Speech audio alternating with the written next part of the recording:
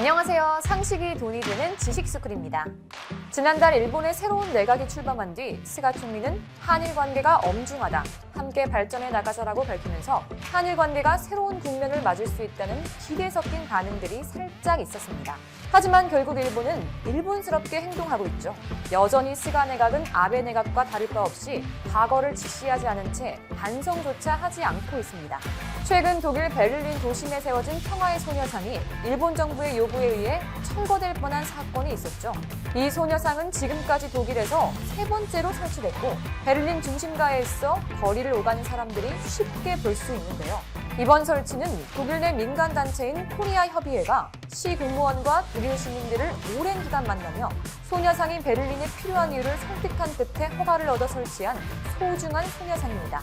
그런 평화의 소녀상을 일본의 요구를 받고 철거 명령을 내렸지만 다행히 각계의 반발이 확산됐고 베를린시는 철거 명령을 전격적으로 철회했습니다. 일단 지금도 평화의 소녀상은 자리를 지키고 있지만 과거 역사적 과오를 지속적으로 사과하며 반성하는 모습을 보였던 독일이 어째서 같은 전범국이었던 일본의 요구를 받아들인 걸까요? 그 이유를 지금부터 자세히 파헤쳐 보겠습니다. 영상 시작 전 좋아요와 구독 부탁드립니다. 독일은 세계 2차 대전의 전범국이었던 과거 때문에 여성 인권과 전쟁 범죄 처벌 등에서 보다 적극적으로 나서야 한다는 암묵적 인식이 독일뿐만 아니라 국제사회에도 깔려 있습니다. 그런데 이번 독일의 소녀상 철거 명령은 상식을 벗어난 행동으로 보였는데요. 그 행동의 이유가 일본의 집요한 로비와 물밑 외교전의 결과물인 것으로 나타났습니다. 철거 위기에 처했던 이 소녀상은 지난달 25일 베를린 미테구의 비르켄 거리와 브레머 거리가 교차하는 지점에 세워졌고 28일 제막식이 열렸습니다. 그런데 독일 공공장소에선 처음으로 세워진 이 소녀상이 세워진 지 단 12일 만에 사라질 위기에 처했던 겁니다. 베를린 미테구청은 지난 7일 코리아 협의회에게 14일까지 자진 철거하지 않을 경우 강제 집행을 하고 비용을 청구하겠다며 철거 요구 공문을 통보했었습니다. 사실 이미 해외에서는 소녀상 설치의 의미를 잘 알고 있죠. 물론 독일도 알고 있습니다. 일본 강점기 종군 위안부들의 피해를 알리면서 여성을 향한 전쟁 범죄를 막자는 취지로 미국의 LA 인근 글렌데일, 버지니아주 애넨데일 등에 잇따라 설치되면서 그 의미도 같이 홍보되었기 때문입니다. 하지만 일본은 소녀상의 의미를 왜곡하며 집요하게 로비를 했습니다. 주독 일본 대사관은 베를린 당국에 철거 요청을 전달할 때 위안부 피해자라는 인권 문제가 아닌 한일 간 외교적 충돌로 그 의미를 왜곡하고 바꾸려 시도했습니다. 여기에 가토 가스노부 일본 관방장관은 최근 독일 수도 베를린 거리에 평화의 소녀상이 세워진 것에 대해 지극히 유감스러운 일이라고 생각한다고 밝히며 베를린 지역 당국까지 압박했죠. 심지어는 모테기 도시미스 일본 외무상이 직접 하이코 마스 독일 외무장관에게 전화해 다양한 사람들이 공존하는 베를린시에 소녀상이 놓인 것은 적절하지 않다며 철거를 요구하는 등 끈질기게 자신들의 역사를 부정하고 나섰는데요. 일본 오익 성향 상페이 신문에 따르면 일본군 위안부 문제가 최종적이고 불가역적으로 해결된다는 점을 확인한 2015년 한일 외교장관 합의 취지를 설명했고 마스 외교장관은 일본의 강한 우려를 이해한다고 호응했다고 합니다. 그러나 일본 정부는 당시 이 같은 대화 내용은 공개하지 않았고 나중에 일부 언론 보도로 알려졌습니다. 이는 한국 정부가 철거 움직임을 견제하지 못하게 하기 위해 대화 내용을 밝히지 않았던 겁니다. 또 독일은 지방자치단체의 권한이 강하다는 점을 파악하자 독일 주재 일본 대사관을 통해 독일 정부뿐만 아니라 미테구에도 이 문제와 관련한 일본의 입장을 반복해 설명했습니다.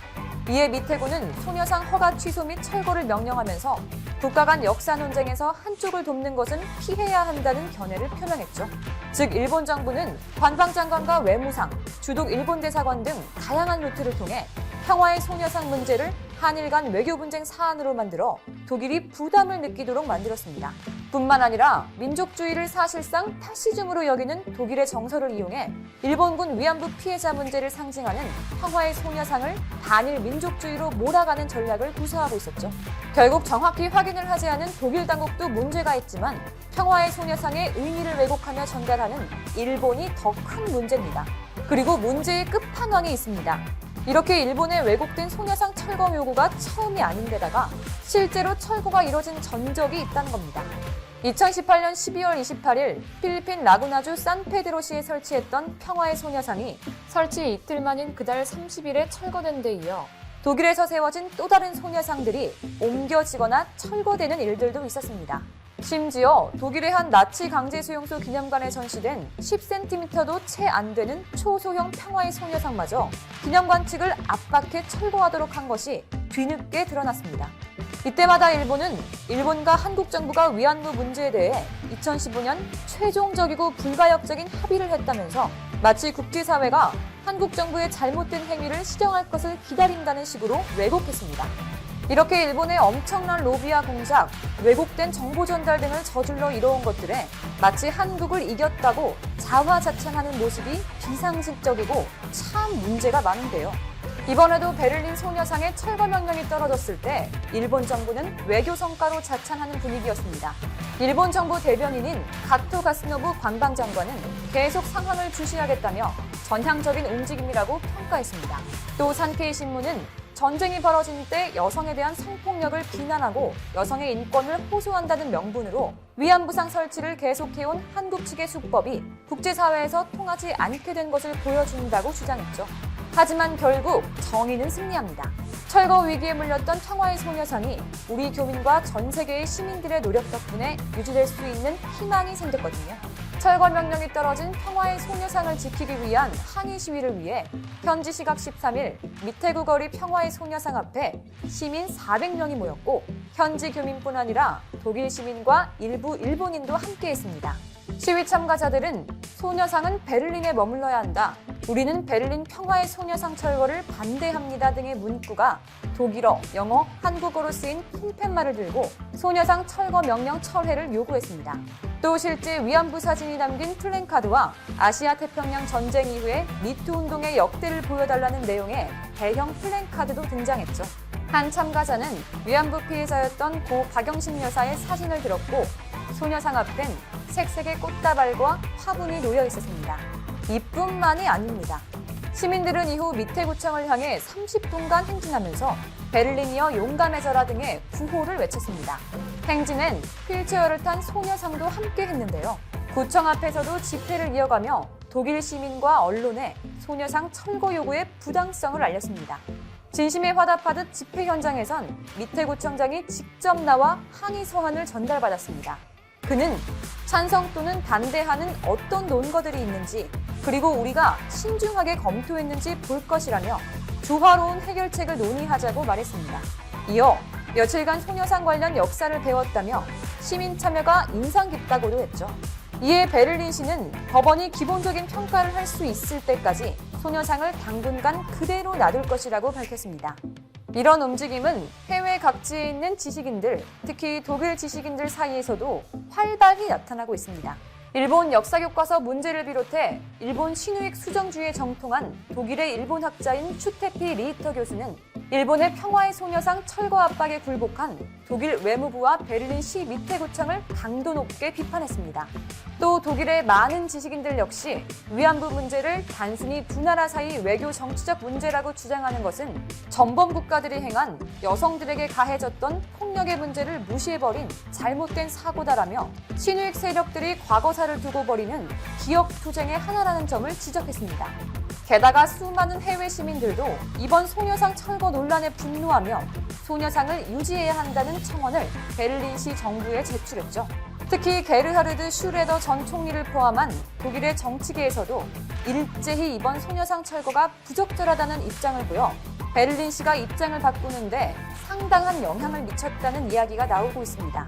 심지어는 일본 내부에서도 너무나 창피한 일이라며 일본 정부를 비판했는데요. 일본 시민단체인 일본군 위안부 문제 해결 전국행동도 철거 요청 철회를 촉구하는 집회를 열었습니다. 이들은 열릴 예정인 한중일 정상회담에 스가 요시히데 일본 총리가 불참할 수 있다는 일본 언론의 보도가 이어지고 있다.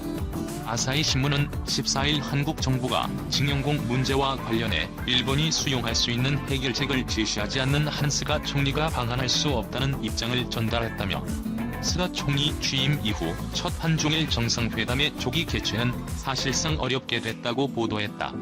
일본 정부는 일본 제철을 상대로 한 징용 피해자들의 소송에서 한국 대법원이 2018년 10월 위자료를 주라고 최종 판결한 것이 1965년 체결된 한일 청구권 협정에 어긋나는 것이라며 한국 정부가 해결해야 한다는 입장을 견지해왔다. 이 소송의 원고 측은 피고 기업인 일본 제철이 판결 이행을 거부하자 손해배상 채권 확보를 위해 일본 제철과 포스코의 비상장 한국내 합작법인인 B&R 주식압류를 법원에 신청해 현금화하는 절차를 밟고 있다. 스가 총리와 일본 정부는 현금화가 이루어져 자국 기업이 실질적 피해를 보게 되면 보복 조치를 하겠다고 예고해놓은 상태다. 그러나 한국 정부는 대화를 통한 해결 원칙을 강조하면서 징용 피해자 배상 판결에 대해선 사법부 판단을 존중해야 한다는 입장을 지키고 있다. 이런 상황에서 지난해 12월 중국에서 열린 한중일 정상회의가 올해 말 서울에서 한국 주치로 열릴 예정이다. 이와 관련 일본 외무성 간부는 13일 일본 제철의 압류 자산이 언제 현금화될지 모르는 상황에선 스가 총리가 방한할 수는 없다는 취지로 아사히 신문에 말했다. 아사히 신문은 익명의 관계자를 인용해 일본 정부가 이미 여러 경로를 통해 이 같은 입장을 한국 측에 전달하고 있다고 전했다. 이는 교도통신의 지난 12일 보도와 같은 맥락이다. 교도통신은 일본 정부가 한중일 정상회담에 스가 총리 참석 조건으로 한일 갈등 현안인 징용 피해자 배상 소송에 관한 한국 정부의 조치를 요구했다고 복수의 한일 관계 소식통을 인용해 보도했다. 그러나 일본 정부는 공식적으로는 스가 총리의 방한 여부가 아직 결정되지 않았다며 유보하는 태도를 유지하고 있다. 일본 정부 대변인인 가토 가스노부 관방장관은 13일 기자회견에서 일본 기업 압류 자산의 현금화가 이루어지면 한일 관계에 심각한 상황을 초래함으로 피해야 한다며 한국에 일본이 수용할 수 있는 해결 방안을 제시할 것을 요구하고 있다고 말했다. 그는 교도통신 보도 내용의 사실관계를 묻는 말에는 한중일 정상회담의 구체적인 일정 등은 어떤 것도 결정되지 않은 것으로 안다며 구체적인 답변을 피했다. 한편 아사히 신문은 양국 관계가 악화한 상태가 계속되는 지금이야말로 정상끼리 만나야 한다며 정상회담이 성사될 수 있도록 일본 측에 이해를 구하고 있다는 한국 정부 관계자 말을 소개했다. 이 신문은 이어 문재인 정부가 가장 중요한 과제로 내세우는 대북 문제는 벽에 부닥친 상황이고 시진핑 중국 국가주석 방한도 미중 관계 악화 영향으로 진척되지 않고 있다며 한중일 정상회담을 통해 신종 코로나 바이러스 감염증 방역 대책과 경제 협력에서 외교적 성과를 올려 하락세인 지지율 회복을 꾀하려 한다고 분석했다. 일본 정부가 한중일 정상회담 참석 여부를 협상 카드로 내걸고 한국이 일제강점기 징용 문제 해결책을 마련하라고 압박한 것으로 알려지면서 일본 정부의 일관성 없는 태도가 도마 위에 올랐다. 아베 신조 내각 시절 일본 측이 문제가 있기 때문에 더욱 대화가 필요하다는 점을 강조한 것이나 스가 요시히데 일본 총리가 김정은 북한 국무위원장을 조건 없이 만나겠다는 뜻을 강조한 점에 비춰보면 유독 한국에 까다로운 조건을 내건 셈이기 때문이다. 아베는 총리 재임 중인 2015년 3월 한일 정상회담이 장기간 열리지 않는 것과 관련해 참의원에 출석해 만난다거나 만나지 않는다는 것 자체를 협상 카드로 써서는 안 된다고 생각한다고 말했다. 그는 당시 과제가 있을수록 정상은 전제 조건 없이 현금을 터놓고 대화하는 것이 중요하다고 생각한다고 언급해 한국 측이 정상회담 개최 자체를 협상 카드로 쓴다는 인식을 내비치기도 했다. 스가 총리는 관방장관으로 재직하던 2015년 9월 기자회견에서 한일 관계와 관련해 우리나라는 대화의 문은 항상 열어놓고 있다며 이란 양국은 동북아의 평화와 안정을 위해 함께 책임을 갖고 있는 입장이기 때문에 전제 조건 없이 정상이 현금을 터놓고 회담하는 것이 바람직하다고 생각한다고 말하기도 했다. 하지만 일본 정부는 상황에 따라 태도를 바꿨다. 징용 판결 이후 양국 관계가 경색된 가운데 작년 6월 일본이 주요 20개국 정상회의를 개최했는데 당시 아베 총리는 의장국이면서도 문재인 대통령과 정상회담을 하지 않았다. 문 대통령이 정상회의를 앞두고 아베 총리와 회담할 수 있으면 좋은 일이라는 견해를 직접 밝혔고 실무선에서 실현 방안을 모색했지만 회담은 이루어지지 않았다. 이로부터 얼마 지나지 않아 일본 측이 한국에 대한 수출 규제 강화 조치를 발표했다. 일련의 흐름에 비춰볼 때 참의원 선거를 앞두고 한국에 대한 강경 노선으로 지지율을 올리려는 정치적인 판단 아래 회담에 응하지 않을 수 있다는 점을 강조한 것이라는 분석도 제기됐다.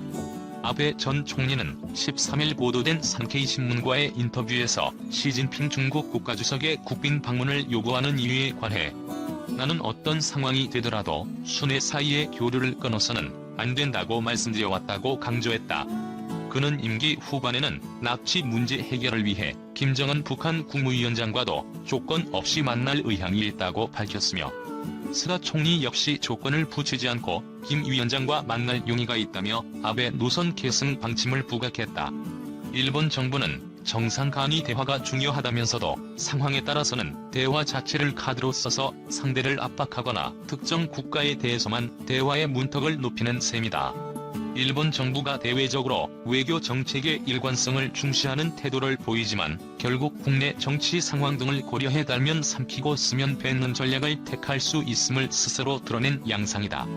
교도통신은 과거 고이즈미 주니치로 내각 시절 고이즈미 총리의 야스쿠니 신사참배에 반발한 중국이 정상회담을 일시적으로 보류하자 대화가 중요하다고 주장했다고 소개했다.